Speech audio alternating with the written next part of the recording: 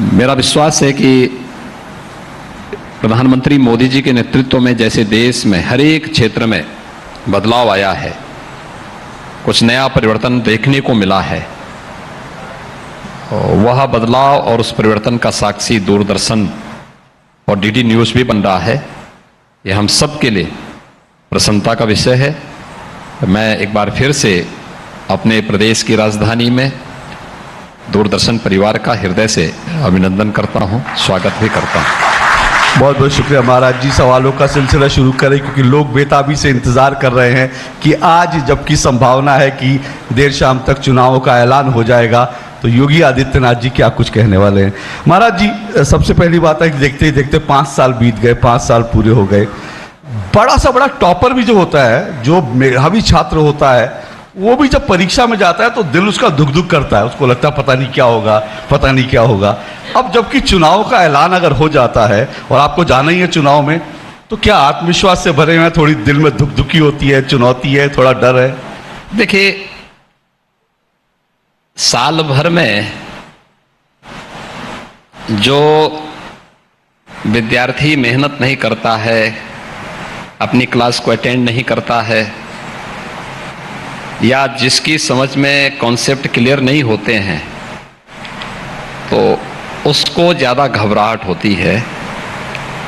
जिसने रेगुलरली अपनी class attend की हो, जिसने अपना कार्य समयबद्ध ढंग से आगे बढ़ाया हो और हर एक फील्ड में अच्छा करने का प्रयास किया हो, तो उसके लिए तो अपनी उपलब्धियों को लेकर के जाने की एक उत्सुकता होगी।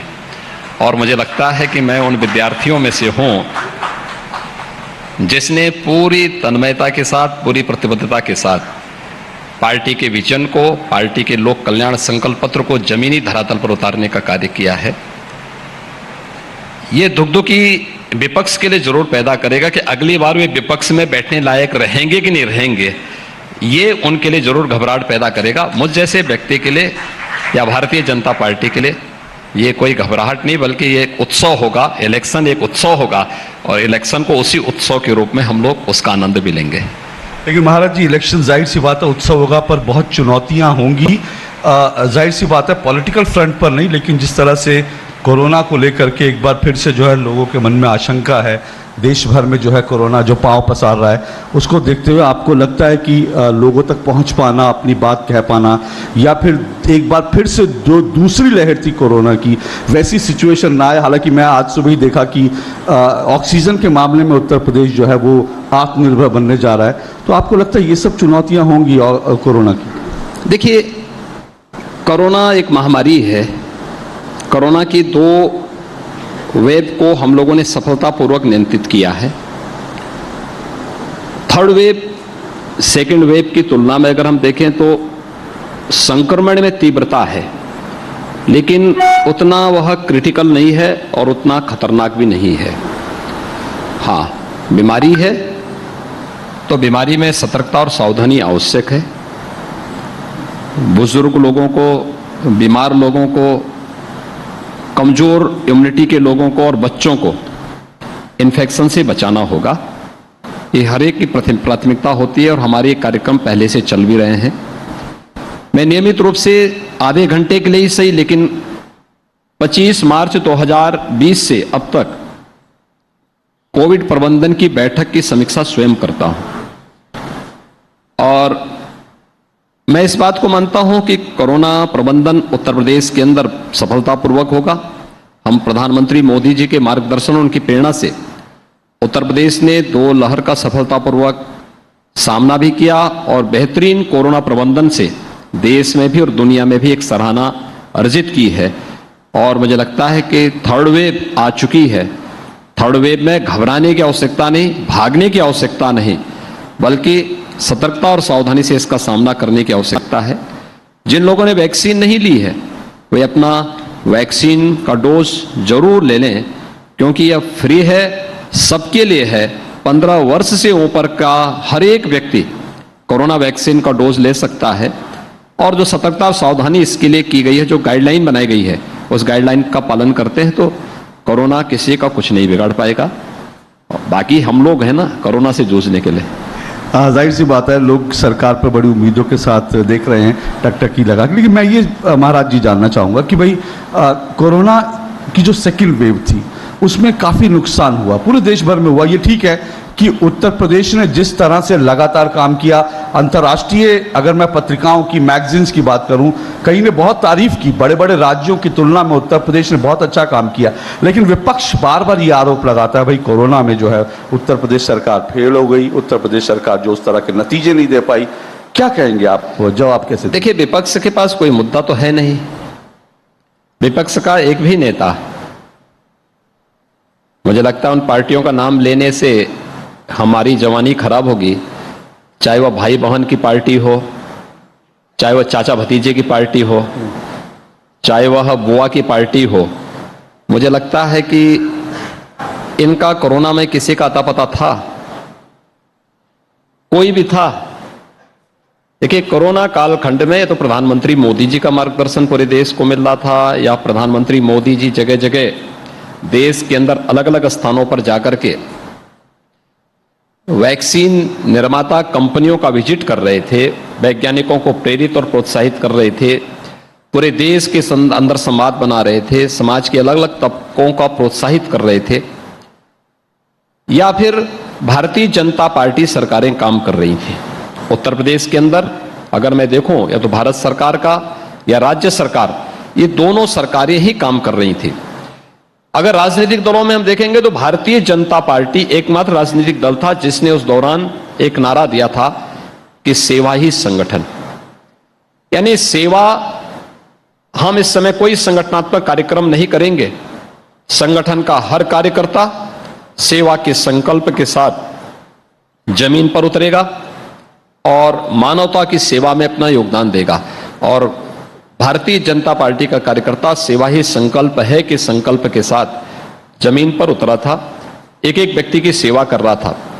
तो स्वाभाविक रूप से कोरोना कालखंड में संकट का साथी बीजेपी है, संकट का साथी केंद्र और प्रदेश सरकार है, तो मुझे लगता है कि चुनाव में भी जनता इस बात को जरूर ध्यान देगी। एक दूसरा, जो अन्य बातें हैं, जीवन भी और जीविकाओं को बचाने का कार्य भी, ये उत्तर प्रदेश ने सफलतापूर्वक प्रधानमंत्री जी के इस विजन को भी प्रदेश के अंदर लागू किया। बहुत अच्छे ढंग से एक एक व्यक्ति के जीवन को बचाना, और बेहतरीन परिणाम रहे हैं। उत्तर प्रदेश की आबादी 25 करोड़ की है। 25 करोड़ में अगर हम देखेंगे तो उत्तर प्रदेश के अंदर कुल मौतें, यानी मैं पहली मार्च